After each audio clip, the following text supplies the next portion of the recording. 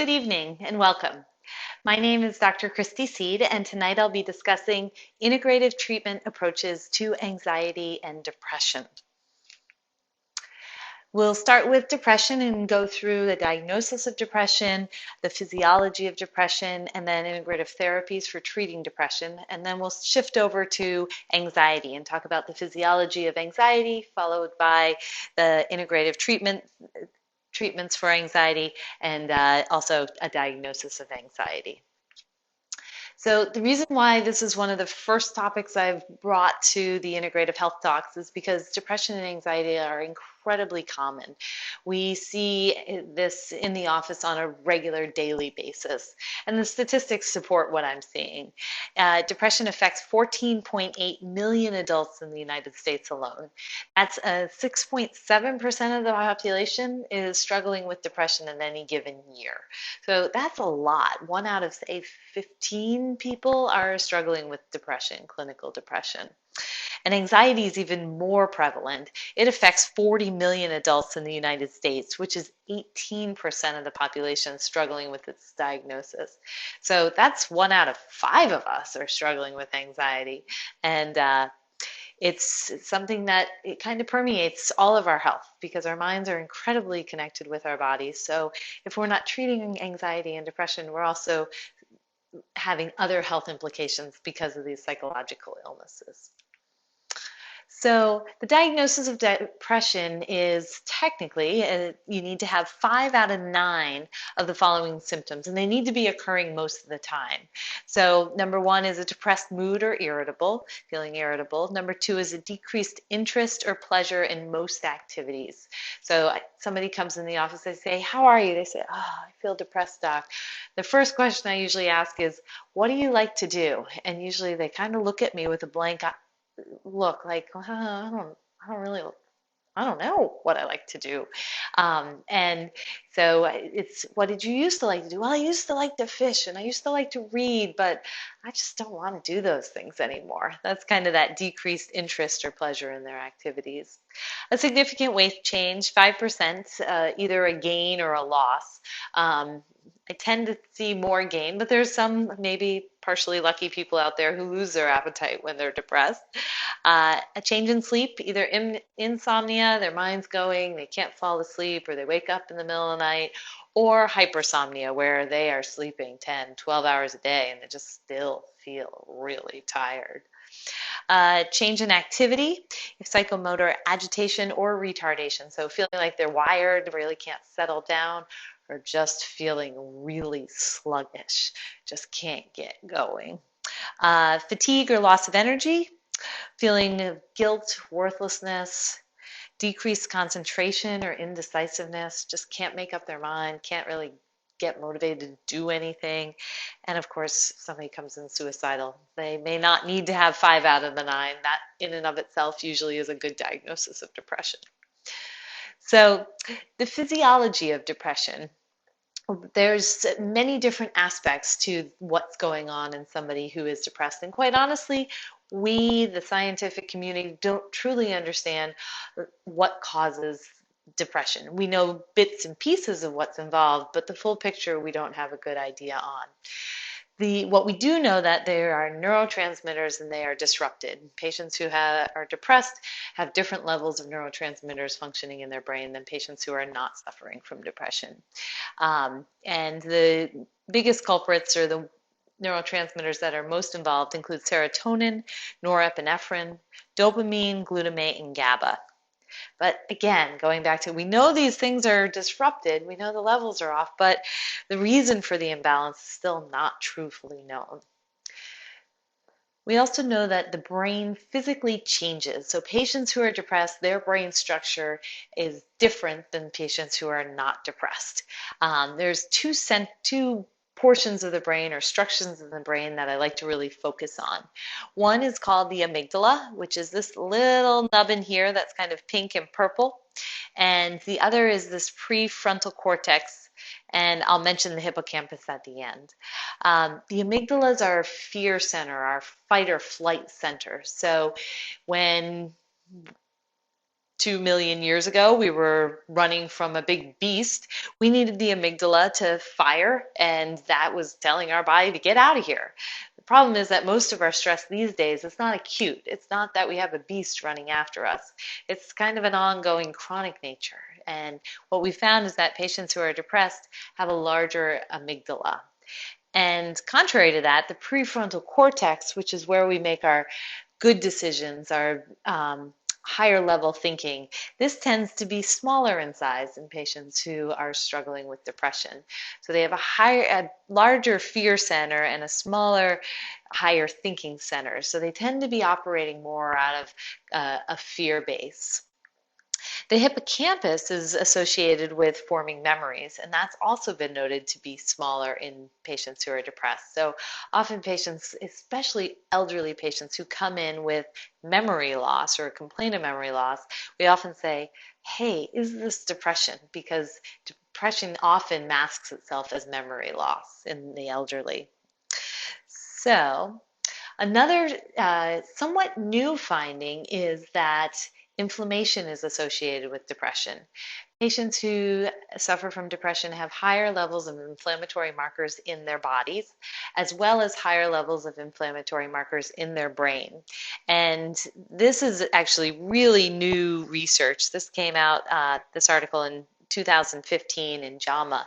And what it showed that was that patients with the highest levels of inflammation in their brains had the most severe depression. So before they had said, yeah, patients have increased inflammation in their body, but hadn't actually seen it at the brain level. And there's a similar, just kind of observational studies that shows that patients who have been treated with anti-inflammatory agents have had decreases in their levels of depression. So it'd be very interesting, and I'm sure this study is going on, but in patients who struggle with depression, actually treating them specifically with anti-inflammatory agents in a hope of saying, will this cure your or improve your depression? So we know that depression is associated with neurotransmitters, it's associated with the structure of the brain, and it's also associated with this inflammation that's going on in the brain. And all of this is going to come in handy when we start talking about how to treat depression. So integrative approaches to treating depression are not simple because depression is is caused by so many different aspects of brain structure and inflammation. It makes sense that we can't just treat it with one thing. So if we just alter the level of serotonin, we're kind of ignoring, okay, the amygdala grew, or we're ignoring the fact that there's more inflammation going on in the brain. So an integrative approach to treating depression is multifactorial. It's using all sorts of different treatment modalities to really hit that depression and anxiety. And you'll see this slide again when we get to anxiety because the treatment approaches to both of these have some minor changes, but otherwise are very, very similar. So some of the modalities that we'll discuss are counseling and medication, which are the cornerstone of conventional treatment of depression, mindfulness, dietary changes, exercise, sleep, acupuncture, light therapy, supplements, and adjusting or treating the microbiome. So we'll start with the cornerstone of treatment of depression because this is what has been tried and true for decades now. And it's really medications is where we start. We have multiple medications that adjust those neurotransmitters that we talked about earlier where there's an imbalance. We have the SSRIs, SNRIs, and tricyclic antidepressants that all adjust serotonin. Then we also have the SNRIs and the tricyclic antidepressants that also adjust norepinephrine. And finally, bupropion, which affects dopamine. So up until recently, a treatment approach for depression has been mostly dependent on what a physician's experience was. Most physicians get 2, 3 antidepressants that they're very familiar with, that they tend to use, and they often, as far as picking which one for a patient, it's based on just their experience and what they're comfortable using. Sometimes if a patient has a family history, their mom struggled with depression and their mom responded really well to Zoloft, I'll say, well, let's try Zoloft. You know, maybe there's that genetic link that will make you respond better to Zoloft as well. Fortunately, there's a new type of testing which is called GeneSight DNA testing, and you take a swab of the inside of the mouth and send it off, and they actually look at your DNA, and based on your DNA, give you a panel of what antidepressant medications and what psychological medications or psychotropics you're most likely to respond to based on your genetics. So this is actually mainstream medicine now. It's covered by Medicare and gives us as clinicians a chance to say, instead of, oh, there's a dartboard, let me just throw this dart and pick one, gives us a little bit of guidance as to what antidepressant or what medication might be more effective for patients. So counseling and therapy is another conventional cornerstone of treating depression and is super important. It is very rare for somebody to come in to have and be treated for depression without me sending them out the door with a referral for counseling. Personally, I think we all should have a counselor. I think it's just nice to have that person in your back pocket for when things get hairy. But the reason why I'm so strong about treating depression with counseling is that it's been shown to be as effective as antidepressants and without any side effects. So that's pretty good. And for patients who have a history of childhood abuse or some sort of trauma, counseling is actually often more effective than antidepressants. So for these patients, I just say this is absolutely necessary. We need to get you really connected with a therapist. And the challenge is finding a therapist who somebody really connects with. And sometimes that's not the first one that you meet. So it's finding somebody that you feel like, yeah, I can talk to this person. Dietary recommendations for treating depression are a bit more on the integrative side. This isn't really, if you go to a conventional psychiatrist, they're probably not going to talk with you much about diet. But as we know, our diet affects us hugely. And the studies have shown that if we can avoid processed foods and eat more whole foods and fruits and vegetables, a healthier diet, it actually does improve depression symptoms and makes us less vulnerable to depression. So my recommendations are always to eat more fruits and veggies, legumes, nuts, seeds, and whole grains, to consume more foods rich in omega-3 fatty acids. As I said earlier, avoid processed foods, fast foods, commercially prepared baked goods, sweets. These tend to contain the omega-6 fatty acids, all these processed foods, and those tend to increase inflammation, whereas our omega-3 fatty acids decrease inflammation. And this is like, oh, we get it. Now we know that inflammation in the brain is linked with depression, so of course, eating basically what all this is an anti-inflammatory diet is going to decrease your symptoms of depression. So a traditional diet such as a Mediterranean diet or a Japanese diet, both of which are anti-inflammatory in nature, have been shown to be associated with improvements in depression. Since we're talking diet, I couldn't not talk about the microbiome or our gut health, but we are seeing some really interesting studies come out about the gut health, the microbiome, and depression and other psychiatric illnesses. So they have shown that there's this correlation between depression and gut bacteria. They've shown that both in mice and humans, that they're more patients who show depression have more of certain bacteria in their guts than patients who do not have depression, and less. So their ratio of some bacteria to others is different than other patients, and it's consistent as far as if you have more of this particular bacteria, you're more likely to be depressed.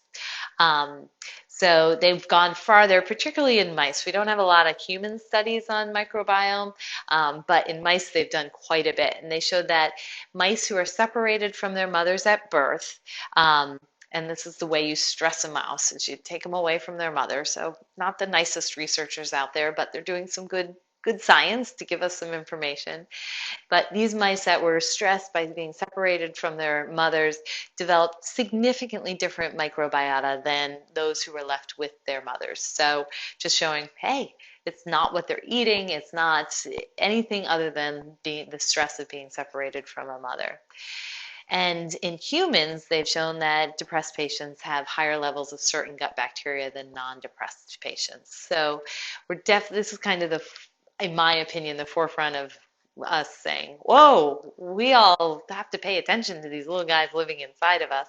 And the challenge is that we don't have the next step, which is how do we treat this? Okay, what bacteria is it that's higher in depressed patients, and how do we decrease that? That's where the gut biome is somewhat in its infancy as far as treatment, but we have the correlation there. Exercise has been shown to be effective in treating depression. We know that when you exercise, you increase the levels of certain neurotransmitters, such as serotonin, and exercising frequently is more important than exercising for a long time. So getting out and doing 20, 30 minutes a day is more effective than getting out once or twice a week and doing an hour and a half hike. So the other side of this is exercise not only has been shown to be helpful in patients who are already depressed, but it also helps patients, helps prevent depression in patients, in all of us. So getting outside just 20 to 30 minutes a day with the light, it can be walking, gardening, it doesn't have to be running a marathon, has been shown to decrease the likelihood of developing depression later in life. So bottom line is, whether you're depressed or not, we should all be out there exercising. Mindfulness has also been shown to prevent relapse of depression equally well as prescription depressants in patients who struggle with depression. So that's pretty powerful. If you practice mindfulness, or if you take Zoloft or Prozac, you're just as likely to not relapse into your depression. So I gave a talk on mindfulness back in February, and the power of mindfulness is just impressive, because what mindfulness has been shown is, remember we were talking about that amygdala, the fear center of the brain? The amygdala actually has been shown to decrease in size with patients and people who practice mindfulness on a regular basis. And that prefrontal cortex, our higher level thinking, has been shown to increase in size. So through practicing mindfulness, we actually change the structure of our brain to opposite of what depressed individuals seem to have. And that's what I go into there. Sleep. Most of us know that when we're not sleeping well, or we're not getting sufficient sleep, we're very prone to be grumpy, irritable, and it's easy to kind of feel down. And we have studies that show that people who suffer from insomnia are 10 times more likely to be depressed. So huge. And if we treat insomnia, it doubles the chance of successfully treating the depression. So if somebody comes in and they're telling me about depression, I always ask about sleep, or almost always ask about sleep, and make sure that we're working to treat the insomnia if that's occurring, as well as the depression. And this is hard. It's kind of a chicken or egg thing. Often the depression is leading to the insomnia, the thoughts going. So that's often where I pull mindfulness in, because if you tend to have your monkeys going through your brain and you can't keep the monkeys quiet, then you can't sleep, and then you're more depressed. And mindfulness is incredibly powerful at helping us calm those monkeys, or just kick them out. So sunlight, nature, and light therapy all have been shown to have effects on depression and improving it. And this is an article June of last year, shows that Stanford researchers find mental health prescription is the way to go. What they did is they just looked at patients who were walking for 15 or 20 minutes a day and outside in nature, and they found that, hey, their depression improved. And over here we have a picture of a light box. So many of us, because we live in Maine, end up struggling with depression in the winter, or at least just feeling the winter blues. And that has been shown over and over in repeated studies to be effectively treated with 20 to 30 minutes of light therapy, preferably in the morning. And you need an actual light box that emits 10,000 lux of light. Less than that, it's not as effective. Ideally, you do it in the morning before, kind of when you get up, to stimulate dawn and rising. Seems to help with those neurotransmitters and where they should be at that time of day. Acupuncture and traditional Chinese medicine. So we have a 2002 literature review that shows that acupuncture is effective for depression. The challenge with acupuncture and traditional Chinese medicine is it is just contrary to our Western scientific method. When we research anything, we want to standardize the treatment. So patient A, patient B, and patient C will all receive the exact identical treatment so that we can then say, hey, the treatment works or not. And this goes contrary to what traditional Chinese medicine is, which is really individualizing the treatment for the patient based on what their symptoms are. So that makes this hard to study. Despite that, the challenges of studying acupuncture in traditional Chinese medicine, we do see a positive correlation of improvement with depression after using acupuncture. And I spoke with one of our local acupuncturists who I very, very much respect, and she said that she sees tremendous response through using acupuncture for depression and anxiety. So often it's a part of that approach to treating the depression is, okay, let's work on your diet, let's get you exercising, swing by and get an acupuncture treatment. Oh, and who's your counselor? So it's a full-time job, but often depression can be so severe that somebody's not able to work and is on disability. So it does become a full-time job. So supplements, there are many, many, many supplements out there that are touted for being excellent for treating depression. And I'll go through some of the most notable ones and the ones that I find have the best research behind them. So we'll start with vitamin D because, again, we all live here in Maine. Most of us are probably deficient in vitamin D, so we just don't get enough sunlight. And when the sun is out in the summer, it's not high enough in the sky to give us the levels that we need. So they have shown that low levels of vitamin D are correlated with an increased risk of depression. And that probably goes with kind of our light therapy in the winter blues that we feel kind of low. And supplementation of vitamin D has actually been shown to reduce the symptoms of depression.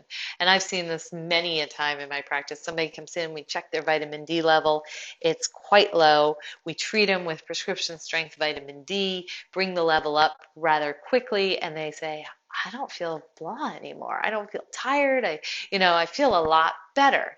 So my recommendation is that every adult in Maine should take at least 1,000 international units of vitamin D.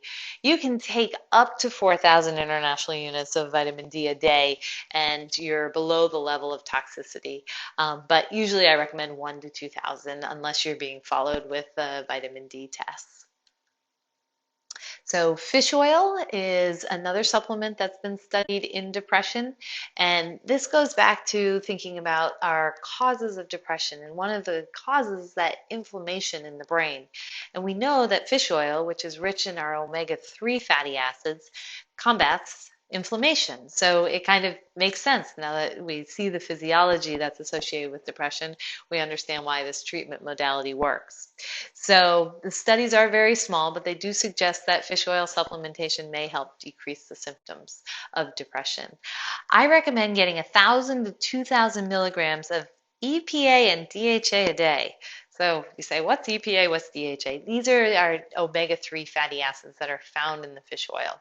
So I always, when patients come in and I'm recommending fish oil, I don't say just go find some fish oil and take it. I'm very specific. I bring out the fish oil bottle and I show them the front of the bottle often says 1,000 milligrams or 1,500 milligrams, but that's not the number that we care about. What we care about is when we turn to the back of the bottle and look at the supplement facts and come way down here, you'll see omega-3 fatty acids.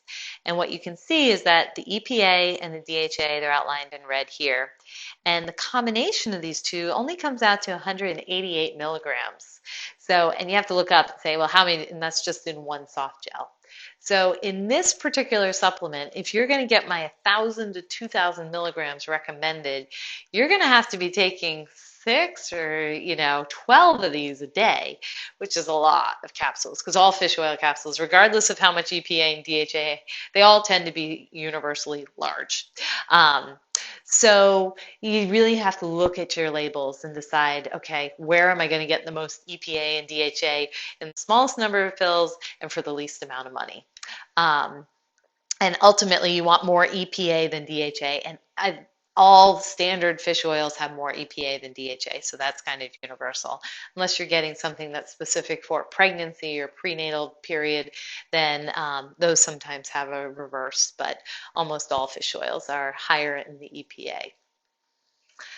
So another supplement that I think deserves discussion is St. John's wort. St. John's wort has been around for decades. It has the most research on it as far as supplements and treating depression.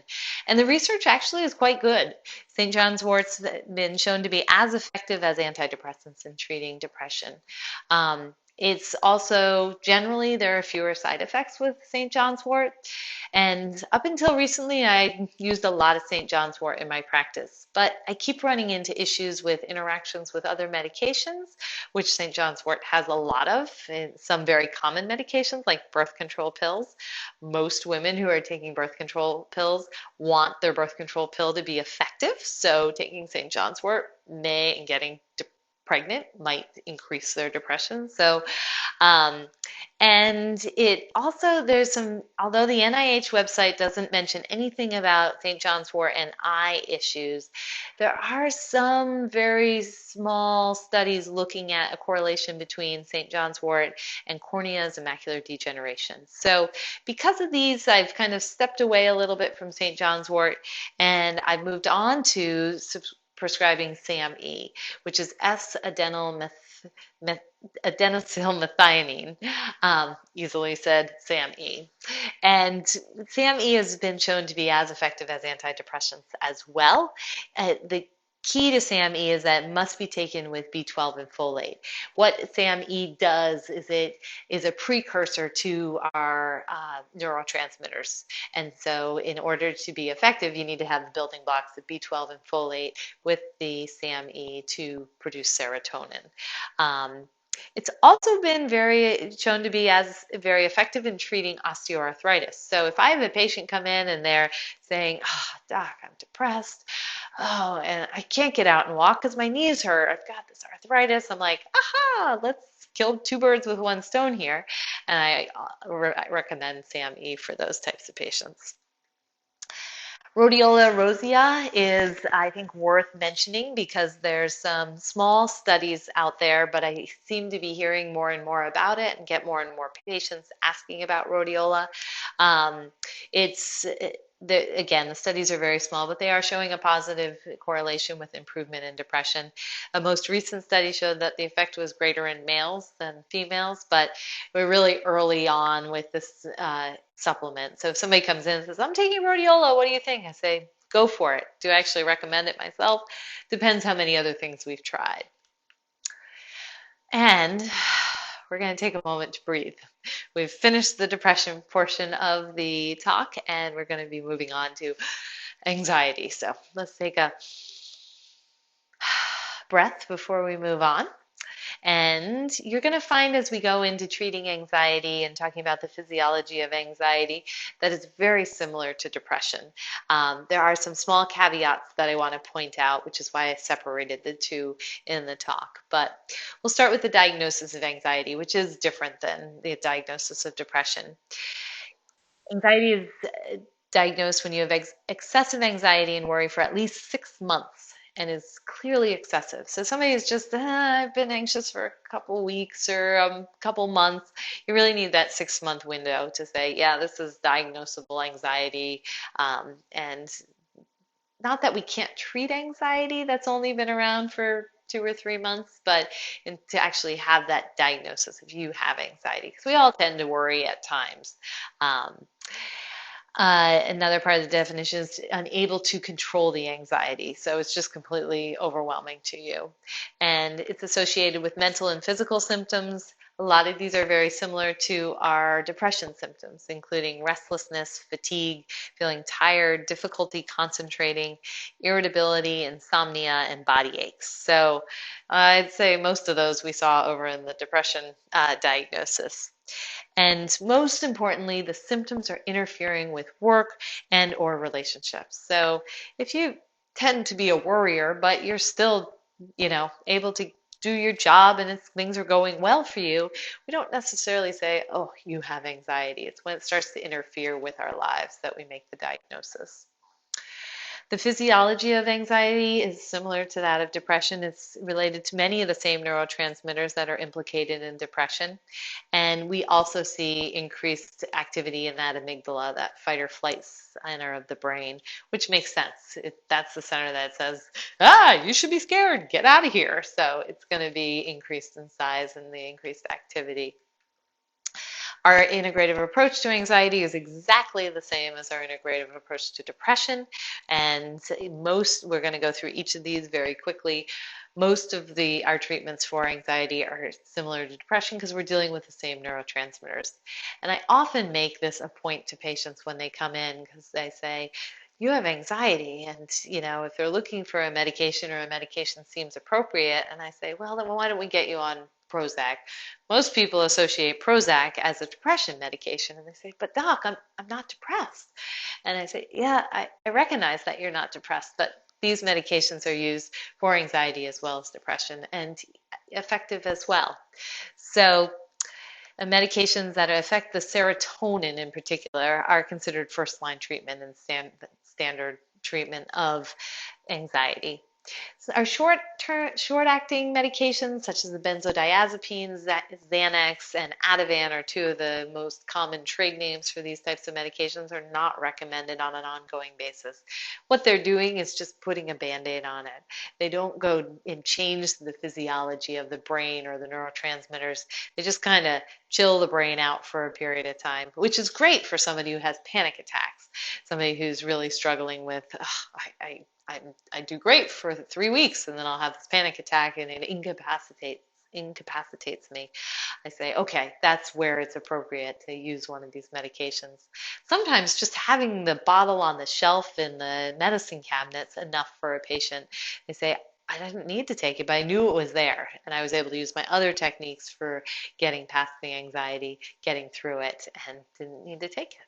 So counseling and therapy is also a cornerstone for treatment of anxiety. It's as efficacious as medications in treating anxiety, and it's often combined with medications because that gives people the biggest boost. It's like, okay, if you get treated with medications, you get this much effect. If you get treated with counseling, this much effect. And if you do the two together, you get, a significantly increased improvement. And most people struggling with depression and anxiety, they don't want to wait around for weeks to months to get better. They want to feel better tomorrow. So that's often a good pull to get somebody to get in for counseling if there's any resistance there, or to take the medication if there's resistance to that. There are some specific dietary changes for anxiety that are a little bit different than depression diet. One of them is eliminating caffeine. We know that caffeine is a stimulant, and somebody who's struggling with anxiety doesn't need to be further stimulated. That often, not only the psychological effects of caffeine, but the physiological effects can stimulate that anxiety on a physiological level by increasing the heart rate, bring somebody to remember that's how I feel when I have a panic attack, and kind of starts a cycle or a snowball rolling. Avoiding alcohol is really important in anxiety. Often alcohol is being used to self-medicate or to mask the symptoms because it does. It just kind of brings us down a notch, which we all probably do at some point in time, but it's when alcohol is being used on an ongoing basis that we say, hey, you're really not treating the anxiety, you're just masking it. And avoiding high glycemic index foods. So this is a term that most people aren't very familiar with. What's a high glycemic index food? These are the foods that turn quickly into sugar in our bodies. And as they turn quickly into sugar, they then result in an insulin spike, and that physiologic process can often cause us to feel kind of the same thing as if our heart rate goes up, that, oh, that's triggering my anxiety. So in some examples of high glycemic index foods over here, we have white rice, corn, donut, Coca-Cola, popcorn, white potatoes. So kind of our junk food, our white foods. Whereas low glycemic index foods would be bananas and apples, peanuts, milk, and I think that's some green tea there, and tomatoes. So making sure that your diet's, often this means getting away from processed foods because they tend to be high in these things and getting into a more whole foods diet. Exercise. Exercise has not only been shown to help with depression, but it's been shown to help with anxiety as well. And we have a cartoon here. It says, "The doctor said I should get interested in an exercise program." That's he's watching an exercise program. Sleep. Sleep deprivation is known to worsen anxiety. And again, most of us could tell this without having to have a study to validate it. You don't get sleep, you tend to worry more about things. And the areas of the brain that are associated with anxiety, such as the amygdala and the insula, have increased activity with sleep deprivation. So those places that we're saying, hey, these are increased in patients who are depressed and anxious, well, if you're not sleeping, they're increased as well. So they go together. Mindfulness, as I said, in depression, it's also been shown to be effective in decreasing symptoms of anxiety. I put up here two of my favorite apps. If you have a smartphone, whether an iPhone or an Android, these are two apps that are incredibly helpful. One for getting started with mindfulness. If you've never done any mindfulness or just need to be kind of refreshed with what is mindfulness, how do I get a practice going? I really like Headspace. They have a 10-day free trial, and it's a commitment of 10 minutes a day for 10 days, and they start you from ground zero and kind of get you running.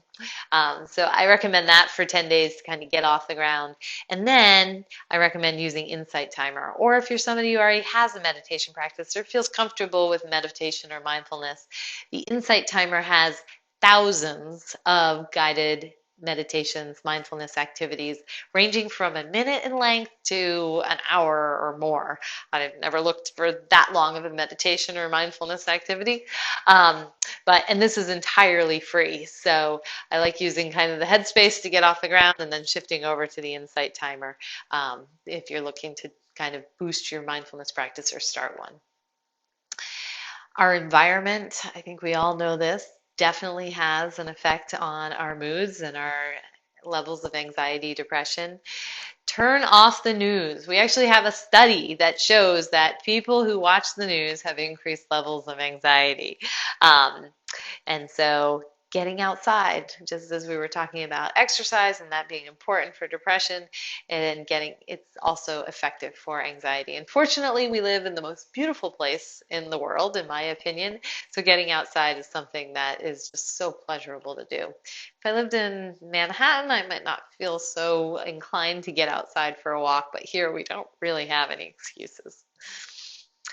And acupuncture. So just like in depression, we found that the majority of studies are showing that acupuncture is also effective for anxiety. So an excellent part of the treatment regimen for anxiety or depression. We're going to get back to supplements. So you'll see a lot of the same supplements we were talking about with depression, we use in anxiety. And we'll start with our omega-3s. I like this cartoon.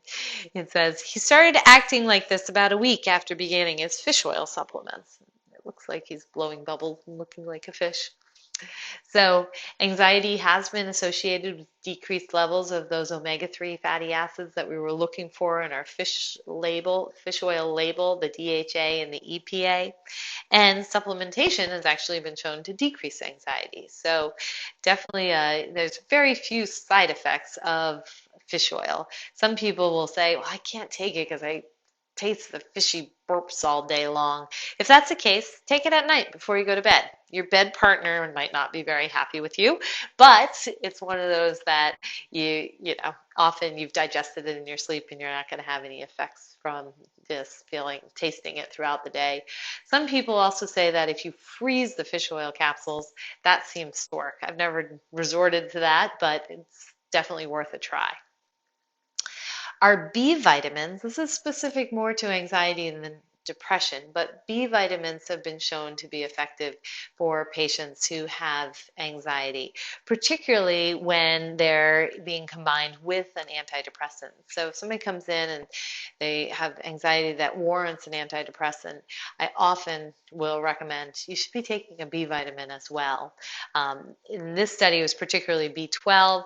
I tend to recommend a B complex vitamin for somebody who's really struggling with anxiety. And magnesium. Magnesium deficiency has been shown to be associated with an increase in anxiety symptoms. Many of us do not get enough magnesium in our diet. It's a very common deficiency in the United States. Not enough to necessarily show on a standard blood test that, oh, you don't have enough magnesium, but enough to have low level physiological changes. So, supplementing magnesium for anxiety, we don't really have those studies yet of, okay, if you have anxiety, you've taken this much magnesium and your anxiety gets better. We just see the correlation of if you have low levels, you're more likely to be anxious. The good news is magnesium, as long as your kidneys are functioning, has essentially no side effects. The worst that will happen if you overdose on magnesium is you'll have a good bout of diarrhea. So I often use it for constipation as well. So somebody comes in, they're constipated, I'm like, have some magnesium. They say, well, what if I take too much? I say, you'll get diarrhea. And they're like, ah, I'll take the whole bottle. So as far as herbal supplements, we really don't have much data on using these in anxiety. So some of the common ones that you'll see kind of advertised on the internet or touted on the internet include passion flower, chamomile, and valerian. All of these are pretty small studies, and some show a positive benefit, others show no benefit. So the jury's out. So I don't usually reach for these unless somebody's come in and they're already on them taking and finding it effective. As far as kava kava, this is a supplement that probably has the most data out there as far as a botanical, and I actually recommend steering away from kava kava because we do know that kava kava is associated with liver failure. We have dozens of uh, examples of patients who have taken kava kava and ended up with liver failure. So I bring it up because it's out there. If you're researching, Googling anxiety and integrative or natural treatments, you'll run across kava kava. So, in summary, depression and anxiety are complex disorders that are due to altered levels of neurotransmitters, physiologic changes in the brain structure, and inflammation. An integrative approach to treating anxiety and depression is multimodal and addresses some, if not all, of the following. And we went through all of these: our pharmaceuticals, our counseling, anti-inflammatory diet, optimizing the microbiome, exercise, mindfulness, sleep, nature light therapy, acupuncture, traditional Chinese medicine, and supplements. Thank you. And be gentle with yourself because you're doing the best you can.